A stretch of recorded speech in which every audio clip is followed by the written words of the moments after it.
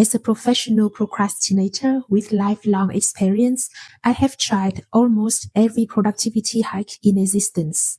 Now, after a lot of trial and error, I'm going to share with you the simple things that have helped me the most with procrastination and staying focused throughout the day. No generic productivity fluff, just practical tips that actually work in my daily life.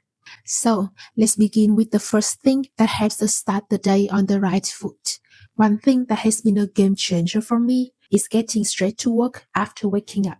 No more long morning routines that take hours before I can finally sit down for work. Now, before doing anything else, I simply open my laptop and start working right in my bed for a few minutes. The mental resistance that often leads to procrastination is much lower when our brain is still fresh after sleep and hasn't built up much mental noise yet. And once you have started, it creates a momentum that makes it much easier to continue later. Another tip that makes starting work feel much more effortless is to begin with a ridiculously short amount of time. Pomodoro is the main technique I use to manage my working sessions. But honestly, even a standard 25-minute session can feel daunting when I don't have much motivation. Sometimes, even the thought of doing 15 minutes feels overwhelming. So instead, I reduce the time to the shortest amount possible and start with something so trivial that it carries almost no mental weight. 1 minute. All I need to do is work for 1 minute, then take a 1-minute break. After that, I increase it to 5 minutes, then 10, until eventually reaching the full 25-minute session. And one more thing, start with something enjoyable. Not the most important task or the most urgent one, unless you are very close to a deadline, of course. For us procrastinators, the main goal is to make the starting point feel as effortless as possible, and that becomes much harder with the task that already feels overwhelming before we even begin. So start with something fun, or at least the easiest one on your to-do list. Once you've gotten yourself into motion, it becomes much easier to carry that momentum into the more demanding tasks later. Another thing that helps you stay consistent throughout the day is avoiding social media until you are done with work. Set aside time for it later in the day, but outside of that, do not touch it. That being said, there are still certain kinds of content that I allow myself access to, like study or work background music, because it really helps put me in the mood to be productive.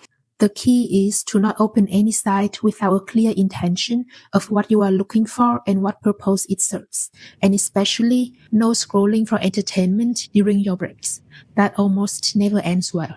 If you want to wind down during your breaks, do something that is less addictive and easy to stop.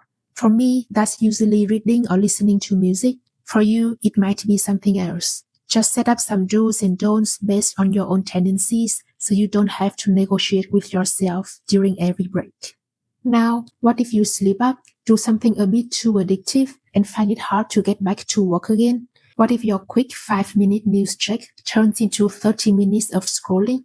Well, first, don't try to jump straight back to work. While our brain is still overstimulated, our task will feel like a plain rice cake after dessert. What helps much more is shifting your attention back to your body through some kind of physical activity. My favorite one is taking a shower because it's especially effective for regulating your nervous system. You can also do some light exercise, take a short walk, or make yourself a cup of coffee. Usually, it becomes much easier to get back to work afterward. Finally, remember that your life is shaped less by how perfectly you stay on track and more by how quickly you can bounce back from bad moments. Some people create the perfect daily system. They make one mistake and think, I messed up again, I'm hopeless. But often, that feeling of shame keeps people stuck for much longer than the mistake itself. Consistency doesn't mean never failing, it means always returning. So when things don't go as planned, don't beat yourself up over it. Just focus on returning to the next step in whatever small way you can. So yeah, those are the things that have made the biggest difference for me. Hope it helps.